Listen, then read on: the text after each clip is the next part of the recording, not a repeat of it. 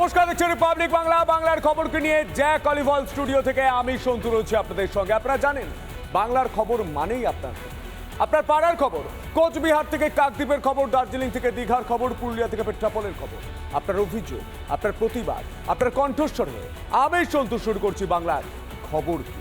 আর আজ বাংলার খবর কিতে একটা ধাঁধা রয়েছে, একটা প্রশ্ন রয়েছে। বলুন তো, জল কিসে মাপা যায়? কিসে মাপা যায়? অনেকে বলবেন লিটারে, অনেকে বলবেন কিউসেকে, কিন্তু রচনা ব্যানার্জি বলবেন না না না না না, জল মাপা যায় কুইন্টালে কুইন্টালে। হ্যাঁ, ঠিকই ধরেছে রচনা ব্যানার্জি, হুগলির সাংসদ। তিনি মানেই বিনোদন, সে রিয়ালিটি শো হোক বা বাস্তব জীবন। ভোট প্রচারে গিয়ে তাকে একের পর এক মন্তব্যে হাসির রোল উঠেছিল সোশ্যাল মিডিয়ায়। এবার ডিভিসিকে গালমন্দ করতে গিয়ে ফের মুখ ফসকালেন হুগলির সাংসদ। দেখুন। না জানা অবস্থায় কুইন্টাল কুইন্টাল জল বেরিয়ে আসছে।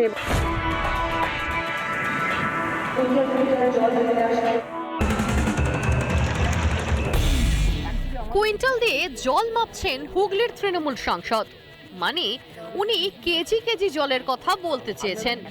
হুগলির বলাগড়ে বন্যা পরিস্থিতি দেখতে গিয়ে একক গুলিয়ে ফেললেন হুগলির সাংসদ। দলনেত্রীর সুরেই ডিভিসিকে আক্রমণ করতে চেয়েছিলেন হয়তো। আরো একবার শুনুন কি বলছেন হুগলির সাংসদ। না জানা অবস্থায় কুইন্টাল কুইন্টাল জল বেরিয়ে আসছে এবং সেখানে মানুষের এরকম দুর্ভাগ্যজনক অবস্থা যে বাড়ি ঘর কিচ্ছু নেই, রাস্তায় মানুষ দাঁড়িয়ে পড়েছেন। আর এটা ওনারা বলছেন, ওনারা জানিয়ে পাঠিয়েছেন। সেটা অ্যাকচুয়াল কি ঘটনা সেটা তো আমাদের কাছে এই মুহূর্তে জানা নেই। আসল ঘটনা রচনা জানেনই না, তাহলে নাই জানতে পারেন। এই যেমন কিউসেক আর কুইন্টালের পার্থক্য তিনি জানেন না। তবে দেশি ওল বিলক্ষণ চেনেন রচনা। বাড়ি ফেরার সময় ওল কিনলেন।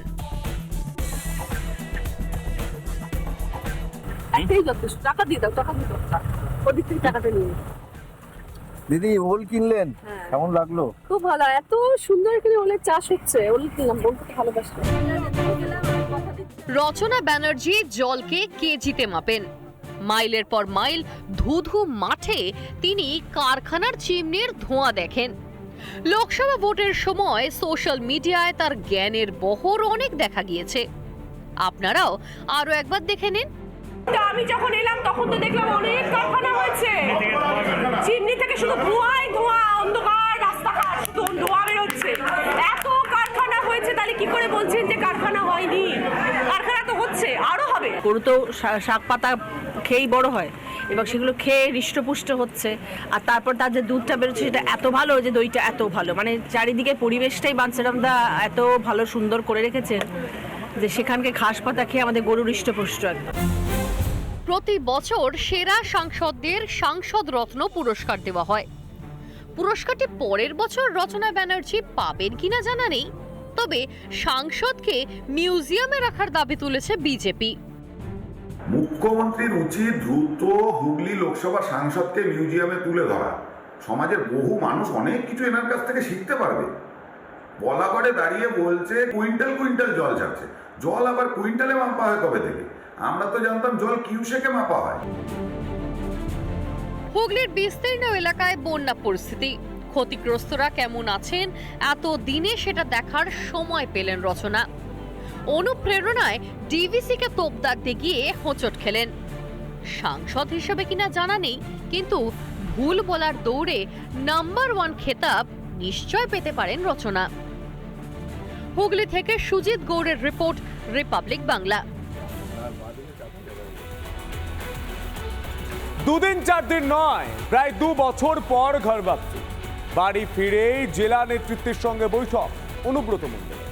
প্রায় 2.5 ঘন্টা চন্দ্রনাথ সিনহা, বিকাশ রায়চৌধুরীদের সঙ্গে কেষ্ট ছিলেন। অনুব্রতর ঘরে ফেরা কি বীরভূমের তৃণমূলের অভ্যন্তরীণ রাজনীতিতে প্রভাব ফেলবে? সেই প্রশ্নই এখন ঘুরপাক খাচ্ছে। কেন? দেখুন।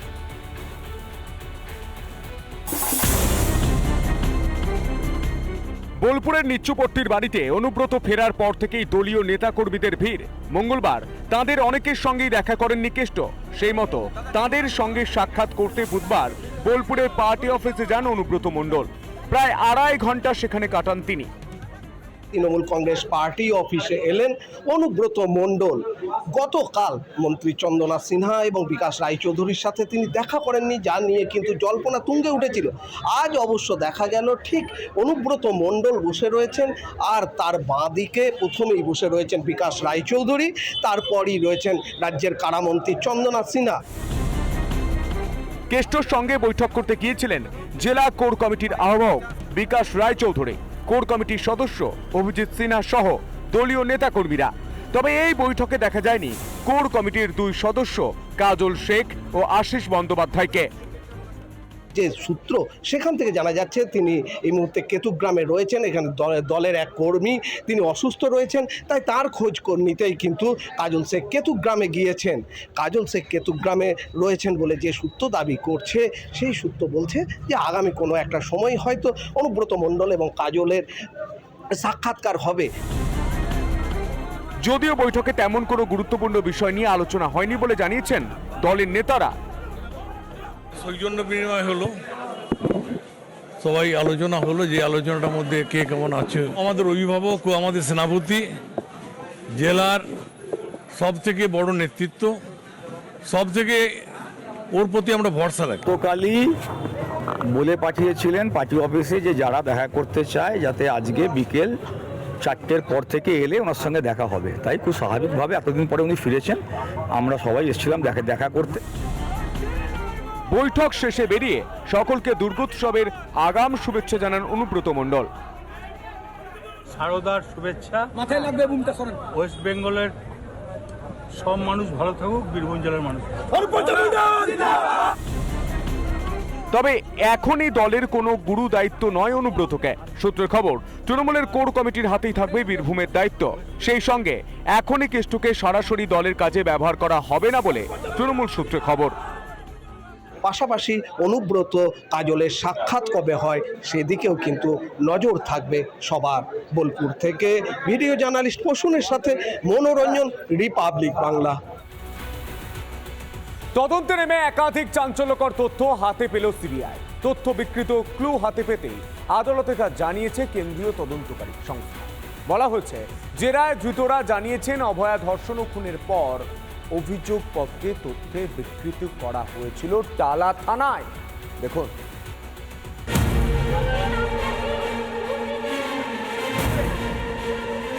একটু একটু করে বেরিয়ে আসছে সত্যিটা, জিজ্ঞাসাবাদ থেকে বেরিয়ে আসছে তথ্য বিকৃতির সত্যতা। টালা থানায় বসেই যে অভিযোগপত্রকে বিকৃত করা হয়েছিল তা পরিষ্কার করে দিল সিবিআই। কোথায় কোন তথ্য বিকৃত করা হয়েছিল তা নিয়েই এখন শুরু ছানবিন। সন্দীপের মেসেজ সিবিআই এর হাতে, যে মেসেজ ইতিমধ্যেই সন্দীপের ফোন থেকে ডিলিট করা হয়েছে, সেই মেসেজ এই মুহূর্তে সিবিআই এর তদন্তকারী অফিসাররা পুনরুদ্ধার করেছে। এখানে প্রশ্ন যে এই মেসেজ কাকে পাঠিয়েছিলেন সন্দীপ? তাহলে একাধিক যে অভিযোগ উঠছে, দুর্নীতির অভিযোগ উঠছে এই সন্দীপ ঘোষের বিরুদ্ধে, যেখানে নিম্নমানের ওষুধ সরবরাহ থেকে একাধিক অভিযোগ রয়েছে, তাহলে কি অভয়া এই নিম্নমানের ওষুধ সম্পর্কে সন্দীপকেই কি প্রথম অভিযোগ করেছিল? 9 আগস্ট ভোরের ঘটনার পরেই উঠে আসে একাধিক অভিযোগ। পিজিটির কর্তব্যরত চিকিৎসকের মৃত্যু নাড়িয়ে দেয় আরজি করের ভিড়। কলকাতা পুলিশের বিরুদ্ধে তদন্তে গাফিলতির অভিযোগ ওঠে। কাঠগড়ায় দাঁড়াতে হয় টালা থানার একাধিক আধিকারিককে। তড়িঘড়ি কেন ময়নাতদন্ত তা নিয়েও প্রশ্ন ওঠে। তাহলে কি ময়নাতদন্ত করেই আসল দৈহিক প্রমাণ লোপাট করে দিয়েছিল তৎকালীন হাসপাতাল কর্তৃপক্ষ? আর ষড়যন্ত্রের সঙ্গী হয়েছিলেন টালা থানার তৎকালীন ওসি অভিজিৎ মণ্ডল। আজকে মহামান্য আদালতের কাছে একটি সাবমিশন জমা পড়েছে সিবিআইয়ের তরফ থেকে। সেই সাবমিশনে পরিষ্কার করে বলা হচ্ছে যে ইন্টারোগেশনের সময়, অর্থাৎ জিজ্ঞাসাবাদের সময় এমন কিছু কথা উঠে এসেছে যে কথাগুলো কিন্তু পরিষ্কার ইঙ্গিত দিচ্ছে যে প্রথম অভিযোগপত্র, যে এফআইআর যেটা দায়ের করা হয়েছিল, সেই এফআইআরের মধ্যে কিছু জিনিস এমন লেখা হয়েছে বা যেগুলো কিন্তু পরবর্তীকালে হয়েছে, ভিন্ন সময়ে যে এভিডেন্স ট্যাম্পারিংয়ের কথা যেটা বলা হয়েছে, সেই এভিডেন্স ট্যাম্পারিংয়ের প্রমাণ কিন্তু সিবিআইয়ের স্পেশাল ক্রাইম ব্রাঞ্চ তারা কিন্তু হাতে নাতে পেলেন। এদিকে বুধবার শিয়ালদা কোর্টে তদন্তের অগ্রগতি নিয়ে একাধিক বক্তব্য পেশ করে সিবিআই। তবে তদন্তের আরও রিপোর্ট আসতে বাকি আছে বলে আদালতে দাবি করেছে সিবিআই।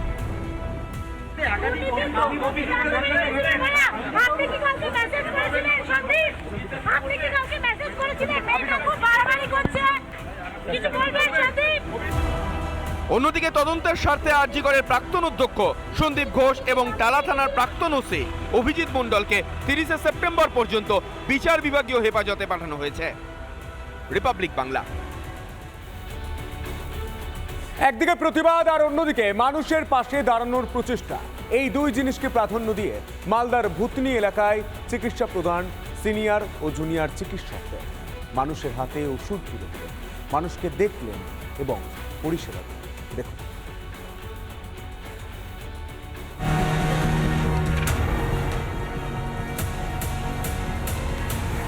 গঙ্গা ভাঙনের গ্রাসে মালদার বিস্তীর্ণ এলাকা। প্রায় 1.5 মাস ধরে এই এলাকার মানুষ গৃহবন্দী, লেগেই রয়েছে অসুখ বিসুখ। এবার সেই মানিকচক ব্লকের ভূতনি, হিরানন্দপুর, আমতলা, নন্দীটোলায় পৌঁছে গেল অভয়া ক্লিনিক।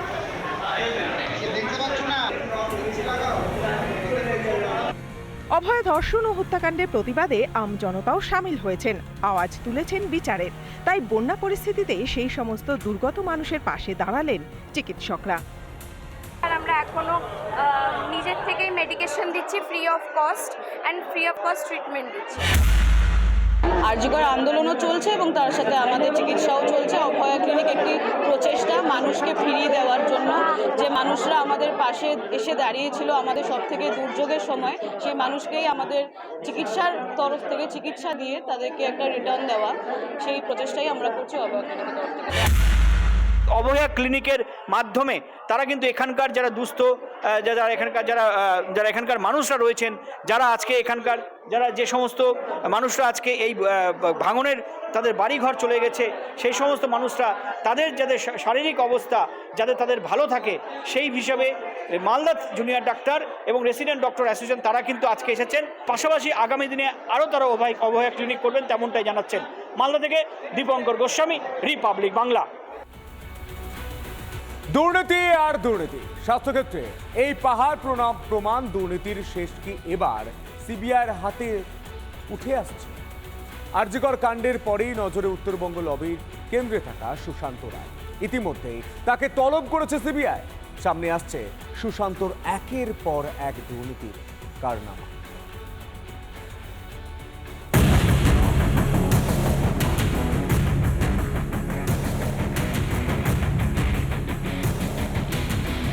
আরজিকর কাণ্ডে সিবিআই এর নজরে চিকিৎসক সুশান্ত রায়।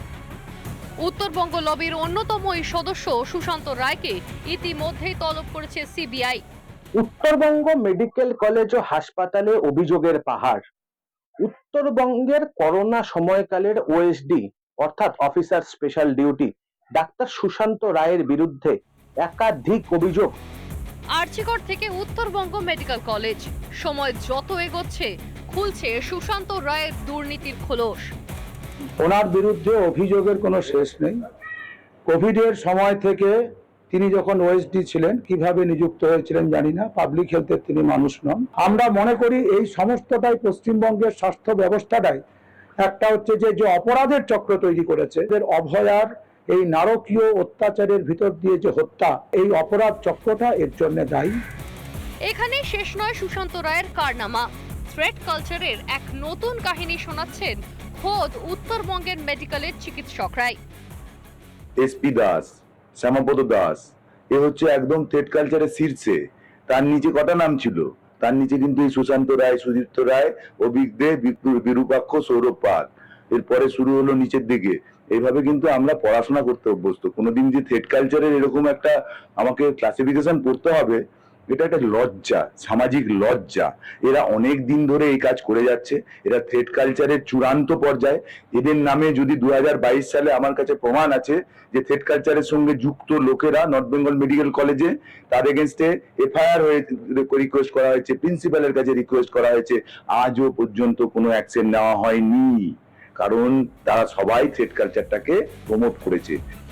শুধু কি চিকিৎসক, হাসপাতালের কর্মচারীরাও চাক্ষুষ করেছেন কিভাবে সুশান্ত রায়ের মতো দুর্নীতিগ্রস্তদের মদতে বছরের পর বছর জাল বিস্তার করেছে দুর্নীতি চক্র।